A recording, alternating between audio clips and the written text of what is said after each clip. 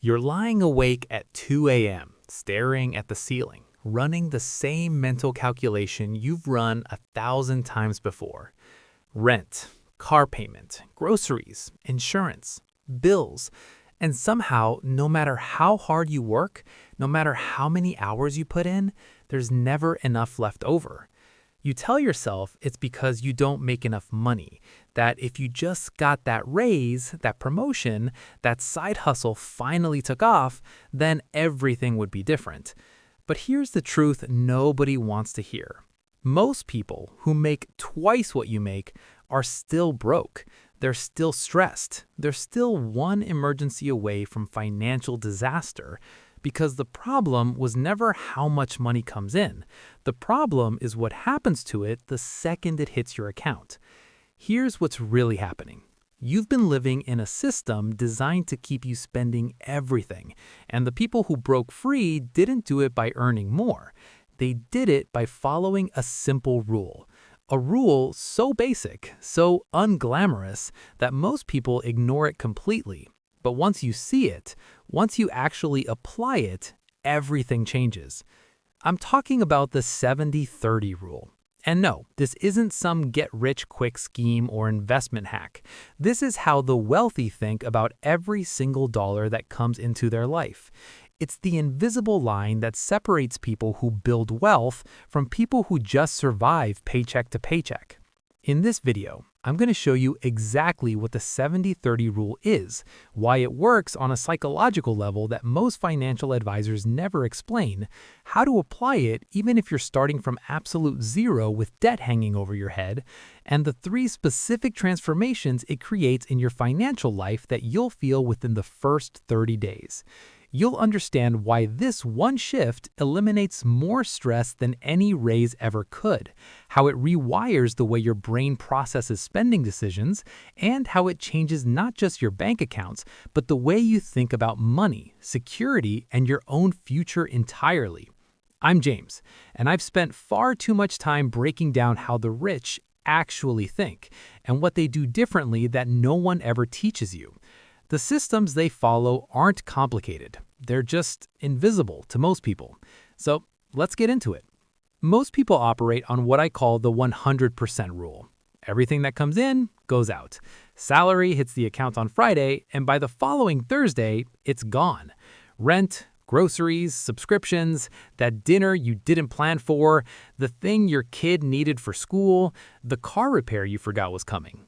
It all just disappears. And the worst part, you're not being reckless. You're not buying luxury items or living above your means. You're just trying to get through the month. But every single month feels like you're running on a treadmill that's going faster than you can keep up. There's no breathing room, no margin for error, no safety net.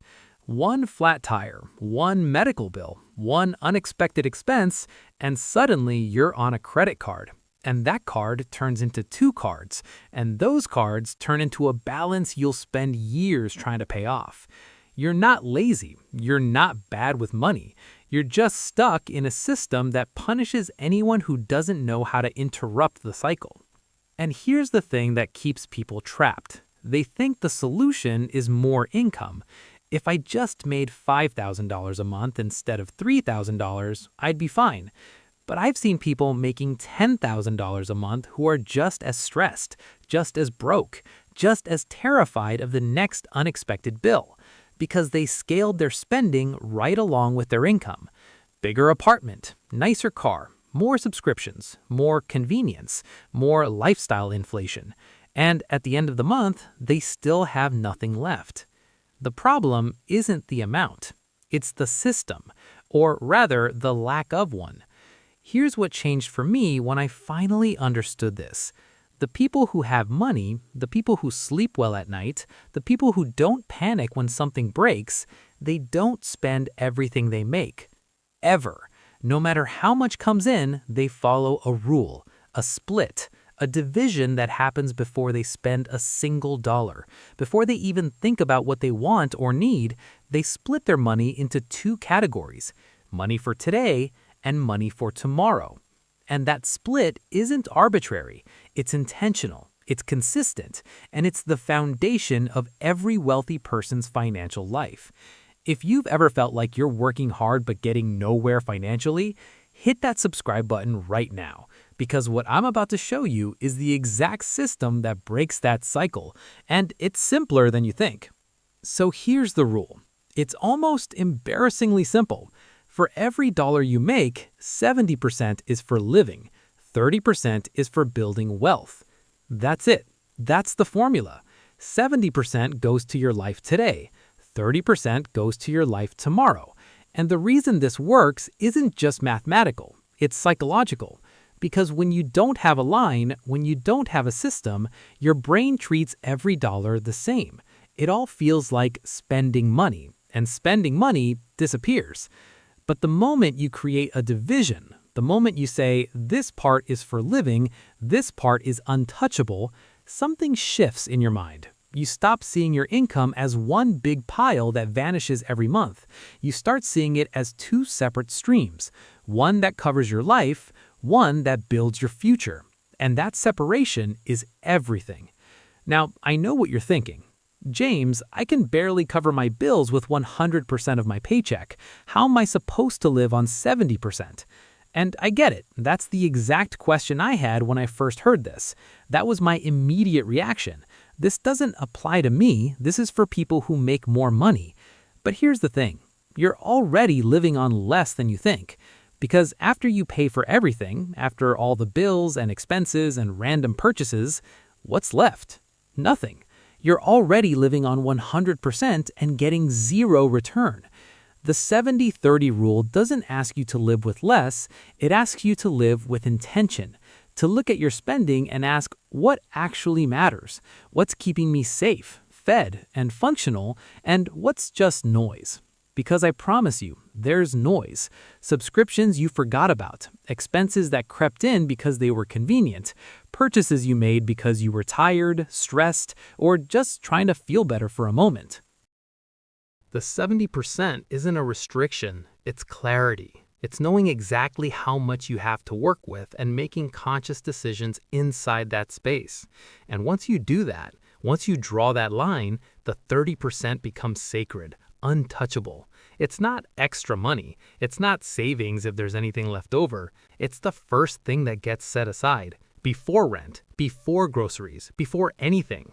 The rich call this paying yourself first, and it's not motivational fluff. It's a rule, a non-negotiable, because they understand something most people don't. If you wait until the end of the month to save, there will never be anything left. Life will always expand to fill the space. There will always be one more thing, one more expense, one more reason why this month isn't a good month to save. But if you take your 30% off the top, if you move it out of sight the second your paycheck hits, your brain adjusts. You live on the 70%. You make it work. And the 30% quietly, consistently builds your future. That's the difference between people who have money and people who don't. It's not income, it's system. So let's break down the 70%. What actually goes in here? Rent or mortgage, utilities, groceries, transportation, insurance, debt payments if you have them, the essentials, the things that keep your life running. And yes, there's room for some quality of life in here too. A meal out once in a while, a streaming service, small things that make life feel like life, not just survival. But the key is this, it all has to fit inside the 70%. If it doesn't, something has to change. Maybe it's the apartment, maybe it's the car payment, maybe it's the way you grocery shop or the habits you've built around convenience. I'm not saying it's easy, I'm saying it's possible, and more importantly, it's necessary. Because here's what happens when you don't draw the line. Your expenses expand to fill whatever income you have. You get a raise and suddenly your rent goes up, your car gets nicer, your lifestyle inflates, and you're still broke. You're just broke at a higher income level. The 70% rule stops that. It creates a ceiling, a boundary. And boundaries, as uncomfortable as they are, create freedom.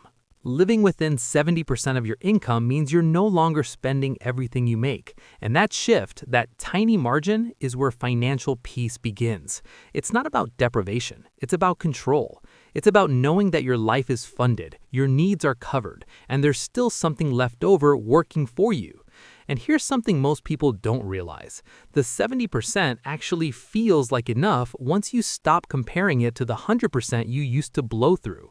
When you know the 30% is protected, when you know your future is being built, the guilt around spending disappears. You can enjoy your life on the 70% because you're not constantly thinking, I should be saving this. You're already saved. The 30% is handled. The 70% is yours to live on without shame. That mental shift is massive. It's the difference between enjoying a $40 dinner and feeling guilty about it versus enjoying that same dinner knowing your financial house is in order. Now let's talk about the 30%. This is where wealth gets built. Not because 30% is some magic number, but because it's consistent, intentional, and protected. You split this into 3 buckets. The first bucket is your emergency fund. 3 to 6 months of expenses sitting in a high-yield savings account doing nothing but giving you peace of mind. Because once you have that cushion, once you know a flat tire or a broken fridge won't destroy you, the financial anxiety that's been sitting on your chest for years starts to lift. And let me tell you what that feels like. The first time something breaks and you don't panic, that's freedom. The first time an unexpected bill comes and you just handle it without stress, without scrambling, that changes you. You stop living in fight or flight mode. You stop making decisions from a place of fear, and that affects everything: your relationships, your health, your ability to think clearly about your future. The second bucket is investments. Index funds, retirement accounts, whatever vehicle makes sense for your situation.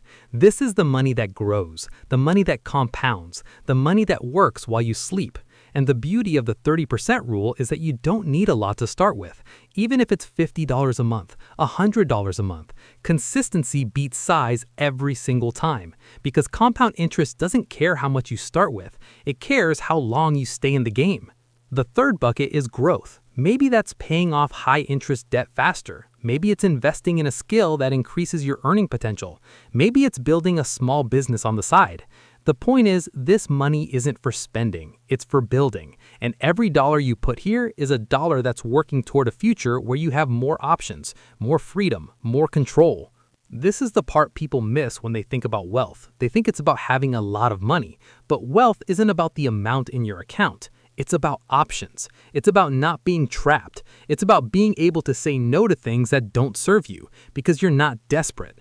That's what the 30% builds, not just money, freedom. If this is making sense, do me a favor and drop a comment below telling me where you're starting from, because I read every single one and I want to know what your first step is going to be. Let me show you what this looks like in real life. Let's say you make $3,000 a month after taxes. Under the 70-30 rule, $2,100 is for living, $900 is for building.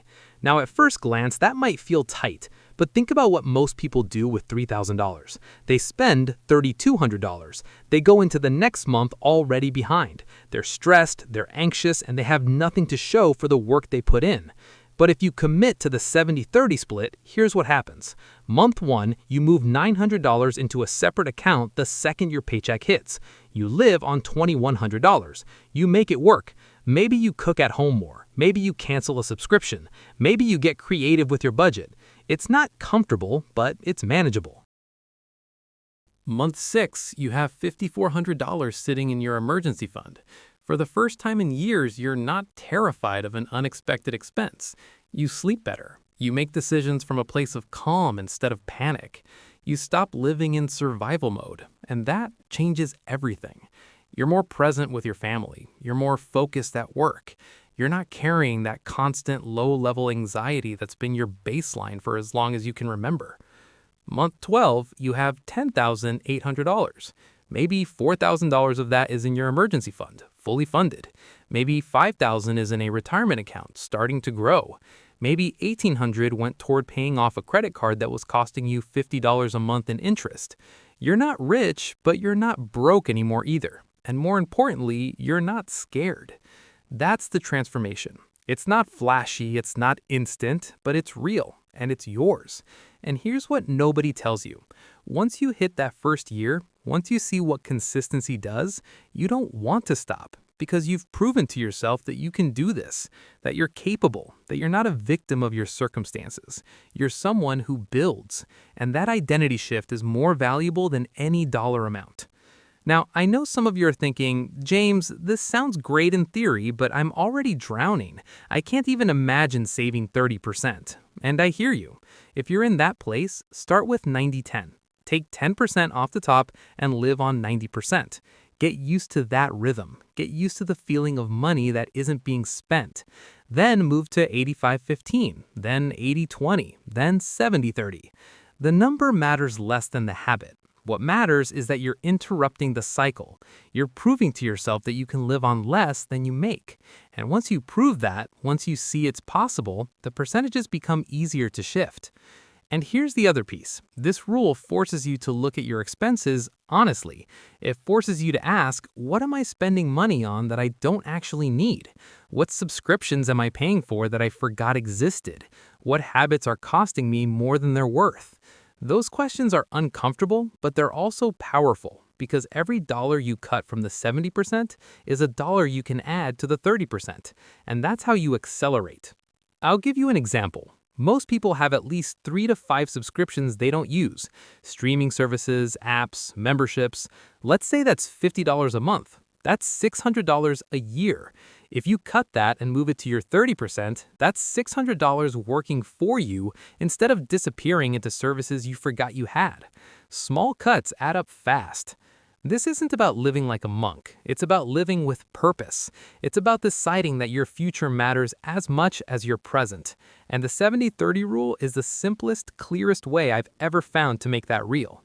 If you want more strategies like this, make sure you're subscribed because I break down the systems the wealthy use in plain English, 1 mile at a time. Here's what people don't talk about enough. The 70-30 rule doesn't just change your bank account, it changes you. Because the first time you have $1,000 in savings, something shifts. You stop feeling like a victim of your circumstances. You stop feeling like money controls you. You start to feel like you're in the driver's seat. And the first time you say no to something you used to buy without thinking, not because you can't afford it, but because it doesn't fit in your 70%, that's power. That's freedom. That's the moment you realize you don't need everything the world is trying to sell you. The 70-30 rule teaches you that peace of mind is worth more than instant gratification, that security is worth more than status, that having options tomorrow is worth more than having stuff today. And once you internalize that, once it becomes part of how you think, you stop living paycheck to paycheck, not because your income changed, but because you changed. Money doesn't fix your life. It gives you the space to fix it yourself. And the 70-30 rule is how you create that space. It's how you go from reactive to proactive, from stressed to stable, from hoping things work out to knowing they will because you have a system. And here's the beautiful part. This compounds, not just financially, but mentally. The more you follow the rule, the more confident you become. The more confident you become, the better decisions you make. The better decisions you make, the faster you build. It's a positive cycle that feeds itself. And it all starts with one simple split, 70-30. So here's what I want you to take away from this. The 70-30 rule isn't the magic bullet. It won't make you rich overnight, but it will do something more important. It will give you control. It will give you margin. It will give you the breathing room to stop panicking and start planning. 70% to live, 30% to build. That's the formula. That's what separates people who build wealth from people who just survive. And the best part, it works at any income level. Whether you make $2,000 a month or $20,000 a month, the principle is the same. Protect the 30%, live intentionally on the 70%, and watch what happens. You're not behind. You're not broken. You're just on a different mile, and every mile starts with a single step. This is yours. This is the moment you decide that your future matters, that your peace matters, that you're worth the discipline it takes to build something real. I'm James, and remember, progress happens 1 mile at a time. Before you go, make sure you hit that subscribe button and check out the video on the screen right now. It's the next piece of the puzzle, and I think you're going to find it incredibly valuable. I'll see you there.